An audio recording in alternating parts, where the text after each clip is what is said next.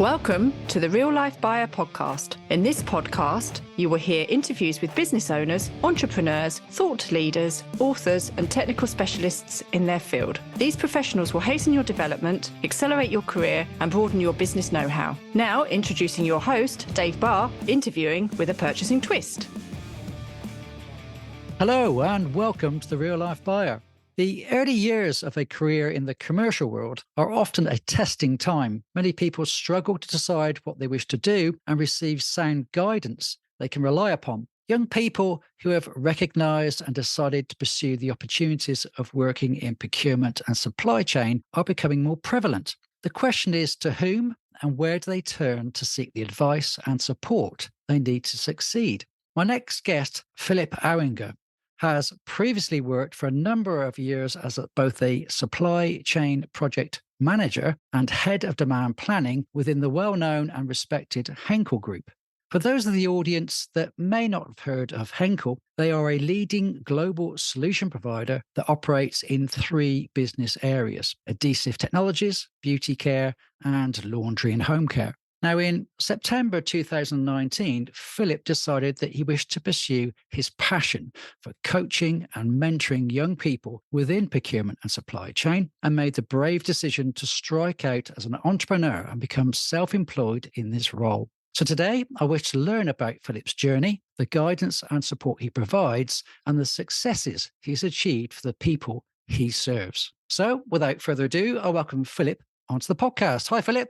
Hi, Dave. Thanks. It's a big honor and a big joy for me to be here. And first of all, a huge compliment. I think you're doing an amazing job for your network, for the people who are working in purchasing. So I think that purchasing and supply chain are kind of like a family, and I'm happy to support you here to share my insights. Glad to be here. Brilliant. Thanks very much. I do appreciate that. So let's get stuck in. So tell us about your journey from being a corporate supply chain professional into becoming a coach and mentor for people seeking to establish themselves in the procurement and supply chain arena. Okay, let's rewind a bit. So let's take Philip when he was 25 years old and freshly graduated supply chain masters. I started in a supply planning role, fast-moving consumer goods. And when you finish study, you kind of think like you're really smart. And you just have, something like 15 years of education behind you. And then you think you're the smartest guy in the room. And I can tell you the first week I realized I wasn't. I was so overwhelmed. I had a panic attack. I had to run to the toilet. I couldn't stop crying, splashed water in my eyes and everything. And I just realized, okay, supply chain is a lot more complex than you learn at school. But I worked myself up. So bit by bit, I gained the experience. And then afterwards I worked in logistics controlling. Then, as you mentioned, I was a project manager, head of demand planning, then later on. Had really built my responsibilities also. And towards the end of my corporate career, I was responsible for 250 million euros of sales in terms of forecasting. And I share this not because I want to brag. I just want to show that this is a typical kind of career that people can pursue in supply chain. So you start out, you have your difficulties, but you learn your ways and you learn how to deal with it. And bit by bit, you work yourself up. And then sometime it was in my early 30s, I was wondering, okay, is this something that I want to keep doing for the next decades, really? And I think many people reach this. When you're in your early 30s, that's where you start asking these questions. And this went on for months. So it really took me a while to find the answers. And what I realized was what I enjoy the most and where I have the most passion and I have this enthusiasm is sharing my knowledge. So for me, I come from a family of teachers. So it's even in my DNA somehow to share what I know and to help other people. And I realized then, okay, I can't do this enough in a corporate job. So that's when I decided to found my own business. Perfect timing, September 2019, just before this little virus came along. So you can imagine that was fairly tricky to get a business off the ground when companies are not exactly lining up to get trainings. So it forced me to rethink and to come up with new concepts. And at the end of the day, I realized I still like supply chain very much. So that's when I combined the two. And that's when I realized, there is quite a market for this. There are many, many people who work in supply chain, but are struggling with communication skills, presentation skills, and so on. And that's what I've been focusing on ever since. Brilliant. That sounds really interesting. It's always a very brave decision when you're in a very successful position in any company to take the initiative to leave that regular paycheck and go on your own. So I do take my hat off to you there. It's extremely brave, and I obviously continue to wish you all the best for that. So let's just try and make sure that the audience has a good understanding of who your clients really are. Obviously, how do you discover them? How do you engage with them? And it's got to be particularly, I guess, at the right time for them as well. So how do you go about doing that? Yeah, so I focus on young supply chain people. And when I say young, I mean people who are still studying. So that's basically the first point of contact that I have with potential clients. And then they come into the first years of their career, which are also kind of confusing. They're still trying to find their way in their career and possibly even think of a reorientation shift in careers. And then at one point, they also reach the point where they realize, okay, they would like to be in a leadership role, but something hasn't worked out so far. And these three are fairly different groups. So as you say, this is you need to catch the people when they're in exactly the position or in the situation where they need your help. Otherwise, I'm out of business. So what I discovered is I share a lot of knowledge on LinkedIn for free. So people can follow me there. It's things like job interview questions, for example. There's loads of discussions always going on in the comments. So that's where I can make sure that people see, okay, this is the kind of subjects that I focus on. Next to that, I also have a newsletter, for example. So also lots of free advice in there. And I do this because I'm not a pushy seller. I tried this for a while kind of to get on calls and to convince people to buy an expensive, big coaching program. But as you say, if you don't have it precisely in that moment, it's not interesting.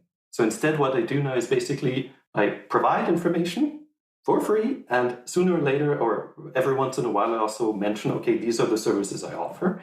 And if people feel like they're in the right situation, then they reach out to me. And this way, I don't feel like I'm going door to door trying to sell a vacuum cleaner. Yeah. And you predominantly do that, I understand, on LinkedIn. So you use social media, well, if you want to call it social media, I guess, that's the best vehicle for you. Do you also go to universities and places like that, or is there any other media you use? Yeah, so obviously LinkedIn has a huge reach. I mean, by now, I worked on this for years and years. By now, I get something like 100,000 views per month. So this is really something that allows me a huge reach to touch many people.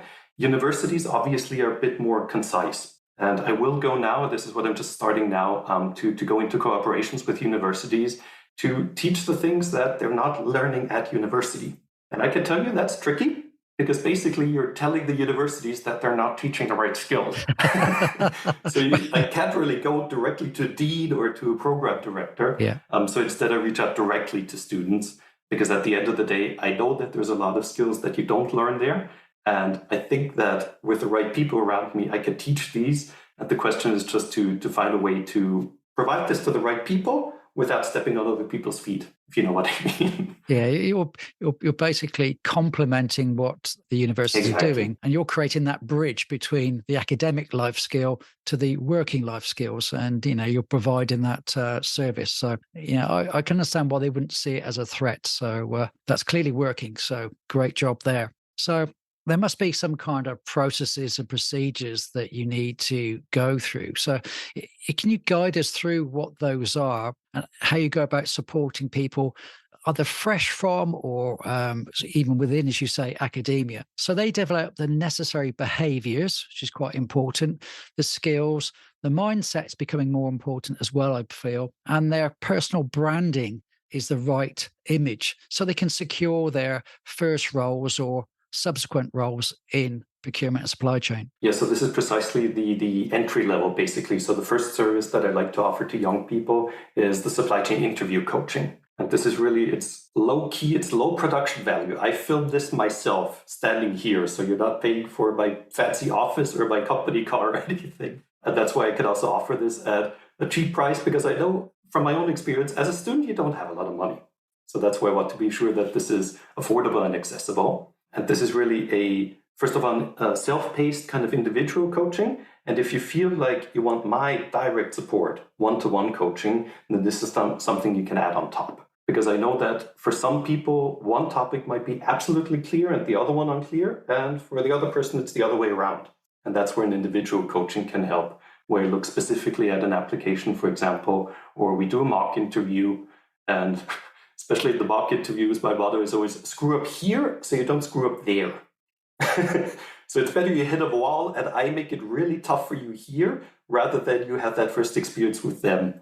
So that's where obviously an individual coaching is very helpful to have a tailor-made kind of solution. I also mentioned the university cooperations. So that's in the pipeline now for 2023, the supply chain summer experience to work with universities across Europe. I'm based in Vienna in Austria, and to give them all these skills, give them a case study to work on as a group, support them in preparing a presentation for this, and then presenting to a company that's looking for logistics talents. So as you mentioned, this is really connecting theory with practical knowledge to the real world. And that's going to be very exciting just in the preparation phase now, but that's definitely something that I think students should be watching out for. This will be a really cool program. Okay. I'm interested to know, how big a gap is there? Is it common that you'll find there's a huge misunderstanding from the people that are about to leave the college or university, their expectations? Are they at the very naive level, or are they fairly well prepared? How much work goes into you to transition them and be ready for a career? Yeah. What I typically see with youngsters is they're very focused on theory, very focused on number crunching, but not focused on how to sell numbers, how to present numbers, how to pick up a decision, for example, from management. So it's really these interpersonal, these also kind of self-selling skills that are lacking. And this also goes into leading a conversation. Like I mentioned, mock interviews, I ask a question and then I get a completely different answer. So the first thing, obviously, is listen to the question and then give an answer to that question.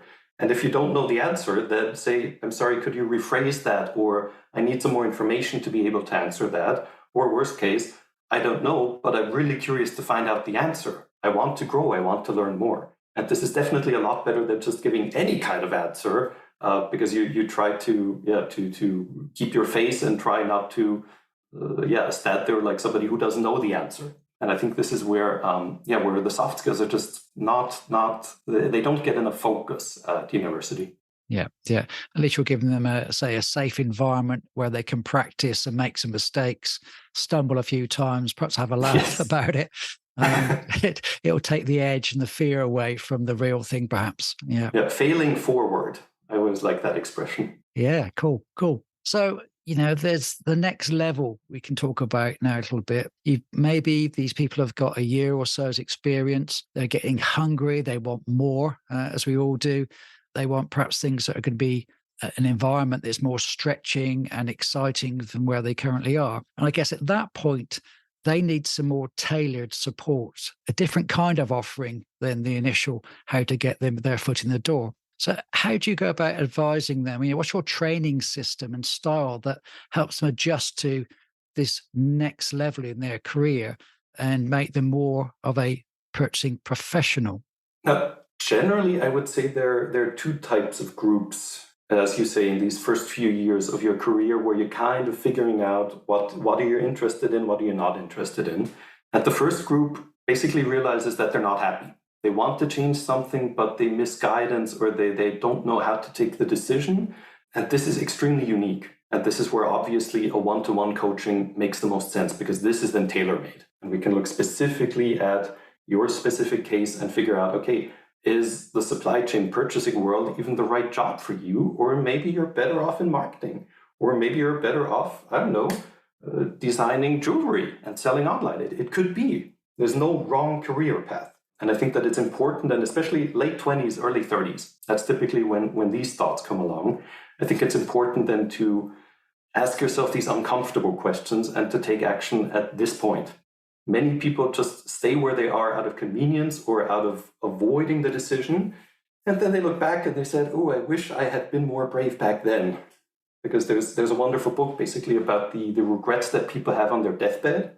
And what people regret is the things they didn't do. They rarely regret what they did do. It's always about what they didn't do. And I think then it's a good timing in your late 20s, early 30s to ask yourself these questions. Yeah. The second group This is the people who know that they like supply chain. They know that they like purchasing and they want to stay there, but they're kind of stuck.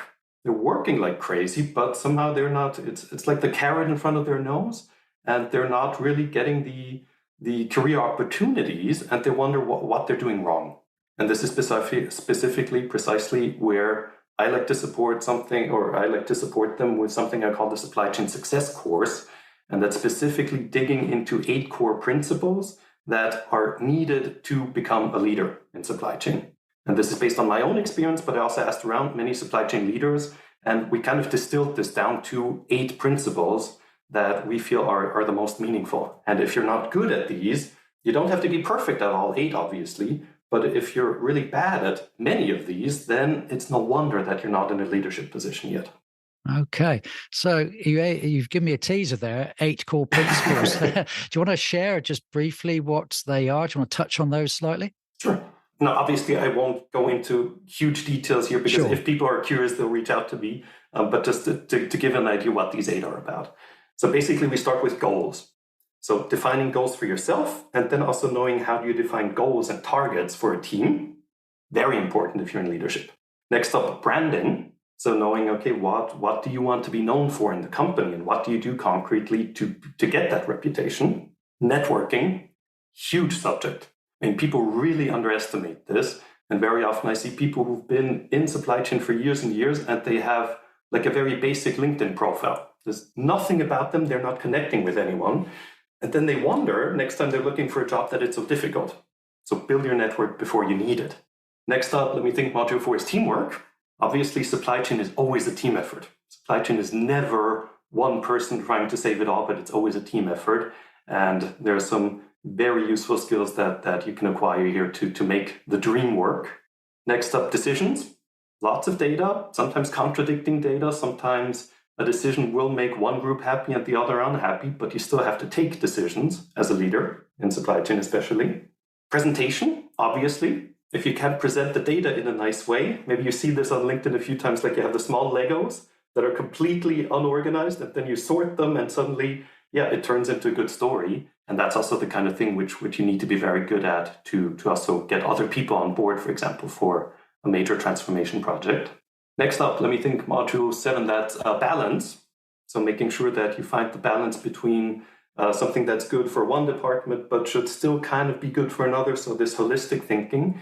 And obviously also your own well-being, mental well-being, so work-life balance.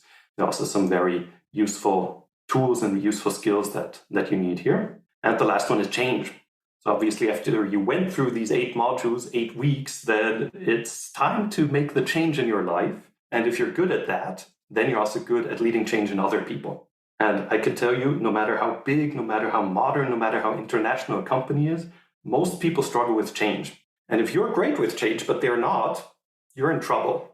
So it's the key is also to know how to get other people to follow and to be more willing to change. And that's specifically, if you look at these 8, these are all subjects that are highly relevant in supply chain and procurement. And I think that it makes sense also to talk more about these. That's very interesting. Interesting perspective there, because you could apply the headlines to many different careers, but it's how you tailor that to supply chain would be quite fascinating. And I guess this is going to bring some people to ask more questions. So hopefully they'll come and contact you soon about that. And maybe also to add something to be a bit more concrete or more specific. I mentioned branding. So what do you want to be known for? And obviously you can draw something nice on the wall and say, okay, this is my brand, but you have to break it down to concrete steps. So if you say you want to be known for reliability, well, then you'd better stick to deadlines. Or if you make a promise that you're going to create a report, then do that. And this goes all the way down to wording. If you send an email, you can use things like, as promised, here is my input. Or, sorry, I normally adhere to deadlines, but I'm swamped this week. I'll take care of it first thing on Monday morning. And these wordings underline your brand. And then whoever is in touch with you, if you ask them, hey, what do you think about her? Is she a good worker? And then the answer would be, oh yeah, she's very reliable. And that only works if you're concrete. If it's just written on the wall, I want to be reliable, what does that mean? Yeah, exactly. No, so that's really quite interesting. It's a different perspective. I haven't thought about that. So that's good. I like those things that make me think. Something that I come across quite often, I'm not sure how you go about this, but some people become very focused on a particular area. They like to specialize in a commodity or a certain process. Let's say you're in manufacturing and they want to focus in on raw materials, for example. And there's other people who like to have a huge variety of different things. They gain understanding across a range of different commodities and perhaps service industries, etc. So when somebody perhaps has an opportunity to go either one way or the other, how do you help them to figure things out? What's your sort of guidance that you have there for those people? So typically I would ask, what are they aiming for in the future? Do they want to become the CEO of the company, or do they want to be a specialist who focuses on this for the next 30 years? And both are fine. There's no right or wrong answer. So the key is to ask the right questions to help them figure out what they want to do. And based on that, it's easier then to come up, as I said before, with concrete steps, with concrete answers. And this can be to say, I really love procurement, and I want to get more, let's say, cross-functional knowledge or from different industry. Then that means that you look for procurement roles in various industries. If you say you want to be more of a generalist, more of an all-rounder, then you stay in the same company. You always take care of whatever steel products. And then you say, okay, I did demand planning now. I want to do logistics. I want to work in supply planning. I want to go into project management and so on, which will give you a very broad profile. And this, of course, is ideal afterwards for leadership, because you have a very good understanding of what all of these departments are doing. And obviously, the higher you go, the less you're involved in operative roles. And then obviously, you don't need the detailed knowledge anymore, but it's more helpful to have the broad perspective. Yeah. And as you see, these are two very different decisions. These are completely different paths. And at basically any point in your career, you need to know what's the next step that can lead me to my long-term goal. And this, I can't answer that for you. I would only ask you questions. But if you answer them for yourself, that's a wonderful, like a northern star for you. That's what you can follow. That's your lighthouse. Now, I think it's quite important, though, for people like yourself to be asking the questions, to get people to think about what they like and they don't like. What is their own personality profile? I'd advocate people taking a DISC test, and that's HR test, so they can understand more about themselves. And that will hopefully help them in their decision making of, what do I really like to do? What kind of person am I? And those DISC profiles often surprise people. But when they reflect, they kind of say, oh, actually, that is me. And that could have an influence again on the sort of path they take, because there's no point going against your own profile. It might sound great, but if that doesn't fit, then you're probably onto hiding to nothing, as I say. Yeah. I mean, I do have a point to add when it comes to DISC profiles and personality tests generally. They try to stick you into boxes. So always, whatever result you get, take it with a certain degree of skepticism, because it's like a horoscope. You'll say, oh, this one's right, this one's right. No, this one not really. This one I definitely don't have. Yeah. And honestly, if you read all of the profiles, you'll discover that you would give the exact same answer to each of these profiles. Oh, this is right, this kind of, and this isn't. Yeah. So take right. it with caution, but it is a great foundation to figure out. Yeah, it's a gauge. Exactly, to figure out, okay, what roughly is my profile here. Yeah. And this is, I guess, when HR professionals were, I guess, support. And this leads nicely on to a next question that I was thinking of. Now, obviously, you're engaging with people some ways outside of the work environment. Or I'm thinking of, do you see a growing demand and need for your skills to be engaged actually within small and medium-sized businesses, those that may have a very small HR department, they're looking to develop people from the inside? Do you feel that there's an opportunity for you to become a kind of integral part or partner of their HR functions? Now, what I discovered in my business is there's a huge difference between a need and a demand. I would say almost all companies, no matter how big, have a need to develop their people, specifically in communication skills. And a few then actually take the action and say, okay, this is the demand. We are now sending 10 of our people into this training. And I think this is where the good companies also connect the two and make sure that they really make some concrete steps here. You mentioned HR. The way I understand HR, the way I've also seen it in many companies, is it's a supporting function. So it's collecting all of the opportunities and offers that are available on the market and say, okay, this is a training catalog, choose whatever you want from it. But the key here is then to have a good cooperation between the managers and the person that you want to develop. And I say both of them. So this shouldn't only be top down. It shouldn't only be the manager who says you have to have this training, but there should be a yearly discussion to say, okay, this year I really noticed that I'm lacking this and this skill. Is there a way that we can build on this? And then you can go to HR and they have the catalog then. And I think that this is a very good way to do this in a yearly cycle, because you need some time to, first of all, get the training and then to apply what you learned. And then no matter how big the company is, this is where you can make the impact. What I see, and especially saw during the pandemic, was that many companies saved money on this. And I just feel if you take trainings, coachings, mentorings, and so on, they typically have a price tag of 3 digits, 4 digits. You're investing in somebody who probably has a 5-digit salary, but who's taking care of 7-digit numbers. Yeah. So they're planning raw materials or finished goods, whatever, worth millions. And you're trying to save now a few €100 or a few €1,000 because it's too expensive. That's a risky move, because these people, if you can really grow their skills, they will take care of those millions a lot better. So I think it doesn't make sense to save at this area, even if you're a smaller or medium-sized company. So that's always, from my data analytics background, just looking at the digits, I think it's obvious. Yeah. No, absolutely makes sense. I think people forget the kind of responsibility some procurement people have. And you're right, it is in, single and double digit millions, tens of millions. Exactly. In a past life, I was responsible for 40 million. So, I'm making some pretty hairy decisions for the company's money. Exactly. And now say they're saving money on a negotiations training that might save you 1% out of those 40 million, but now the training is too expensive because it's €2,000. I think that's saving at the wrong spot. Absolutely. So I've got one more question for you, but before I jump into that, people I'm guessing now are very interested to know more about you. Where do they find you and seek you out and make contact? Yeah, so as I mentioned before, LinkedIn is definitely the best place to have, let's say, an initial contact to see what I'm about, what kind of subjects I write about. And it's always going to be communication, soft skills, specifically for supply chain and procurement. As I said, if I post something, there's very often then comments underneath from other professionals. So this is extremely interesting to follow. But now I think about 8,000 followers or so. So there's really a strong network behind me also who are providing some knowledge nuggets.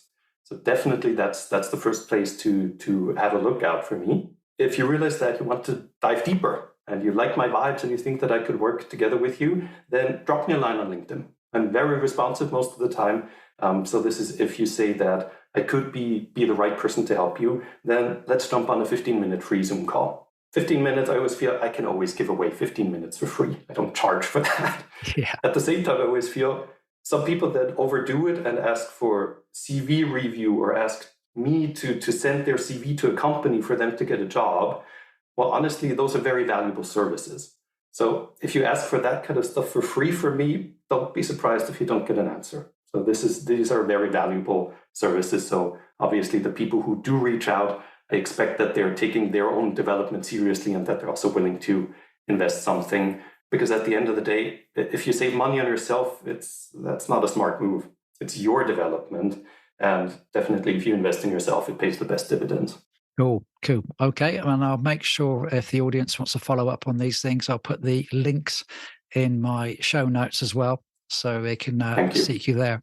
So obviously we've talked about a number of people now. We've talked about the people you're touching their lives from either an early stage in their career or a little bit later. So I think it'd be fabulous for people to hear what kind of impacts you've made with people in their journeys. Are you able to talk through some of the transformations and successes that you've achieved through your clients?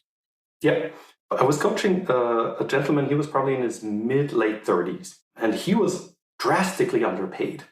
I mean, in his late 30s, he basically had the salary that I had when I started, when I was 25. And we were just discussing, so he wanted to definitely transition somewhere, and he was aiming for a salary that was 10% higher because he said he can't ask for more. And we discovered, okay, that's a limiting belief.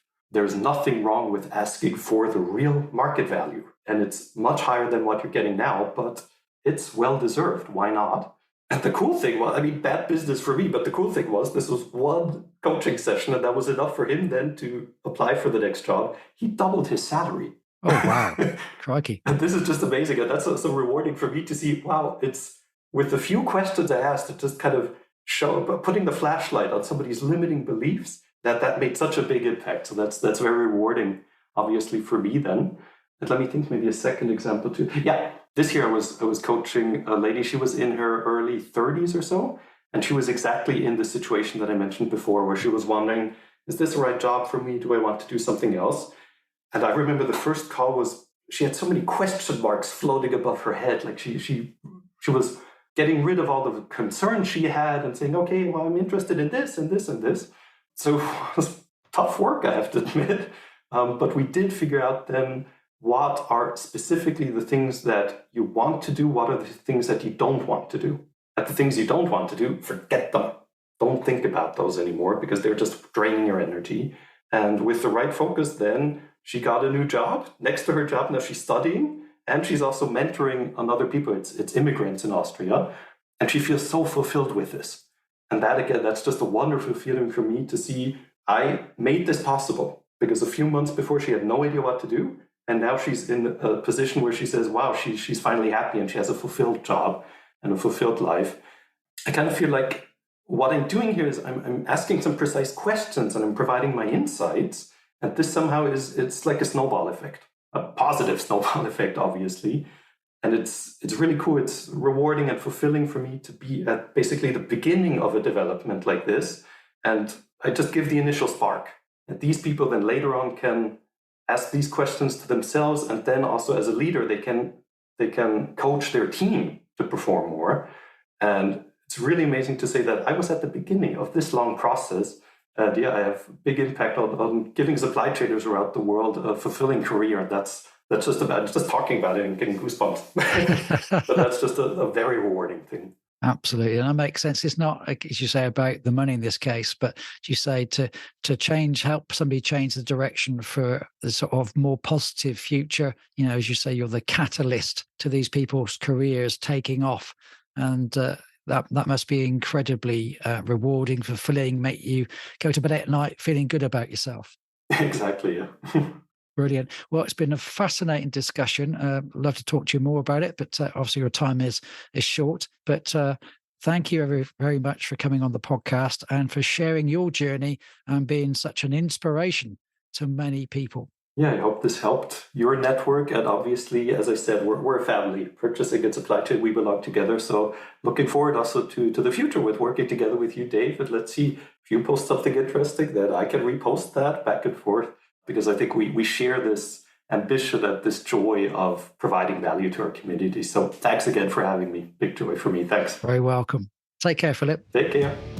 So there's another Real Life Buyer podcast.